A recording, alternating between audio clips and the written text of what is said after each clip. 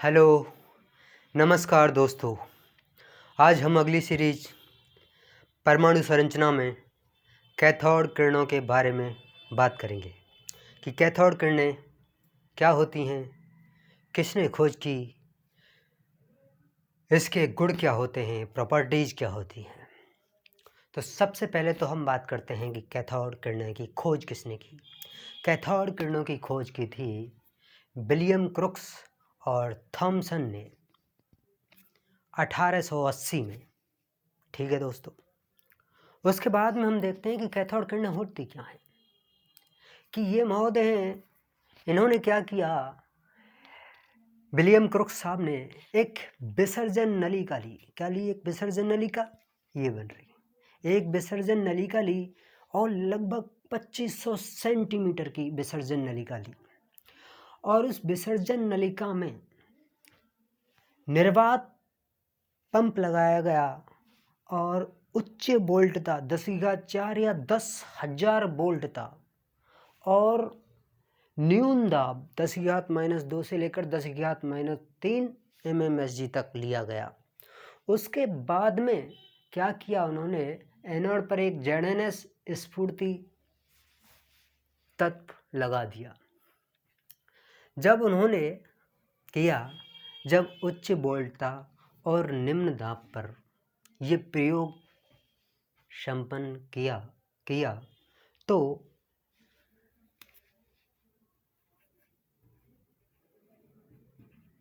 Cathode से कुछ अदृश्य किरणें उत्पन्न होती हैं। क्या होती हैं? कैथोड से जब अदृश्य किरणें उत्पन्न होती हैं तो उन किरणों को किसने, विलियम क्रुक्स ने कैथोड किरणें कह दिया। क्या कहा? जब उच्च वोल्ट था और निम्न दाब पर कैथोड से निकलने वाली अदृश्य किरणें क्या कहलाती हैं? कैथोड किरणें कहलाती हैं। ये बात समझ में आ गई होगी, ये मान के मैं चलता हूँ। ठीक है, यहाँ तक हम देखते हैं। फिर इसके किसके बारे में बात करेंगे? हम गुणों के बारे में बात करेंगे। तो पहली बात तो हम ये देख लेते हैं कि इसकी कैथोड किरणों की खोज किसने की। खोज विलियम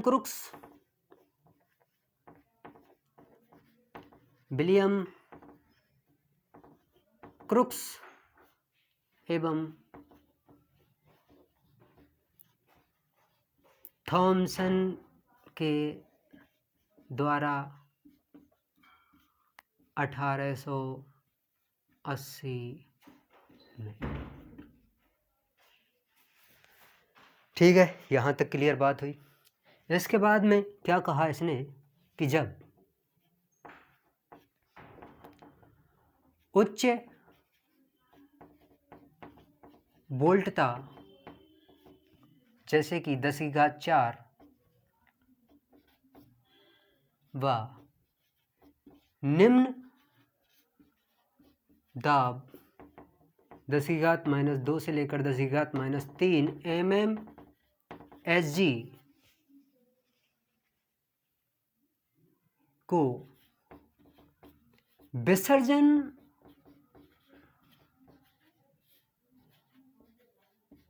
नलिका से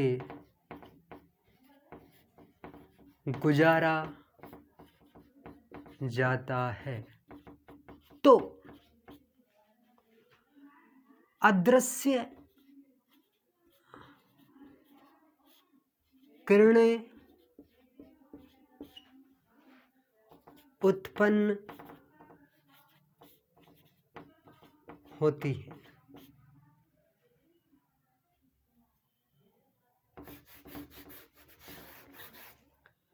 तो कैथोड से किससे? कैथोड से अदृश्य किरणें उत्पन्न होती हैं इन किरणों को कैथोड किरणें नाम दिया गया।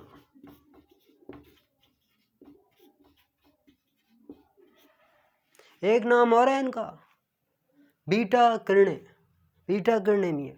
और इसके बाद में हम देखते हैं जब ये किरणें होती हैं तो हल्की नीले रंग की होती हैं। क्या होती हैं? नीले रंग की होती हैं। ठीक है, अब बात करते हैं हम किस पर? गुणों पर, कि कैथोड किरणों के गुण क्या होते हैं। यह कैथोड किरणें जब कैथोड से निकलती हैं तो ये सरल रेखा में क्या होती हैं? गमन करती हैं। क्या करती हैं? सरल रेखा में गमन करती हैं। पहला पॉइंट तो ये हुआ। क्या हो गया? पहला पॉइंट गुण में क्या हो गया? यह सरल रेखा में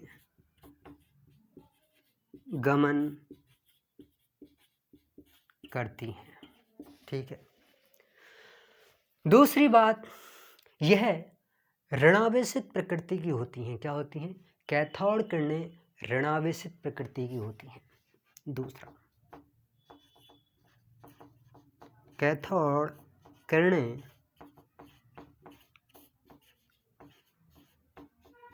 ऋणावेशित प्रकृति की होती है, इसलिए इन्हें इलेक्ट्रॉन कहते हैं। अब बात निकल के आई कि इलेक्ट्रॉन क्या बीमारी है। कैथोड किरणों का ही दूसरा नाम क्या है? इलेक्ट्रॉन है। पहले कैथोड किरणें कहा दिया गया, ऋणावेशित प्रकृति के बाद में उन्हें इलेक्ट्रॉन नाम दे दिया गया। ठीक है, तीसरा जब विशेषता के बारे में आते हैं कि कैथोड किरणें जब किसी भारी धातु पर डाला जाता है तो जब किसी भारी धातु पर डाला जाता है तो रंग उत्पन्न होता है। क्या होता है? रंग उत्पन्न होता है। उसके बाद में जब किसी कैथोड किरणें किसी स्फुरदीप्ति पदार्थ पर डाला जाता है, स्फुरदीप्ति प्राप्त होती है हमें, फ्लोरोसेंस प्राप्त होती है। क्या प्राप्त होती है हमें? फ्लोरोसेंस प्राप्त होती है इसकी। ये चौथा पांचवा पॉइंट हो गया। और सबसे इम्पोर्टेंट पॉइंट हम बताते हैं आपके लिए, ये तो सामान्य थे। सबसे इम्पोर्टेंट पॉइंट है इसका कि कैथोड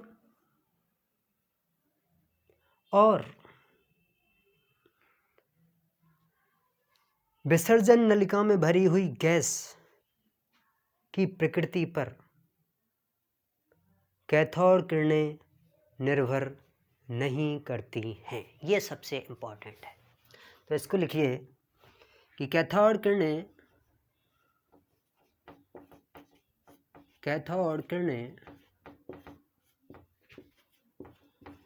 कैथोड एवं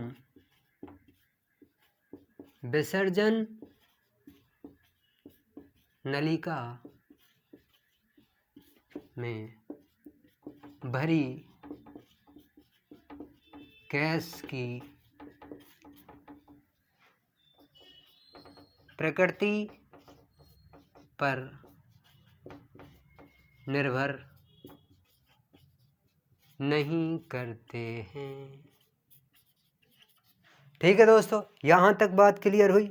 मैं जानता हूँ तुम्हें बहुत अच्छा समझ में आ रहा होगा, क्योंकि आज हमने जो भी बात की है आज हमने जो भी बात की है कैथोड किरणों के बारे में, सबसे पहली बात की है खोज विलियम क्रुक्स और थॉमसन के द्वारा। कितने में? 1880 में।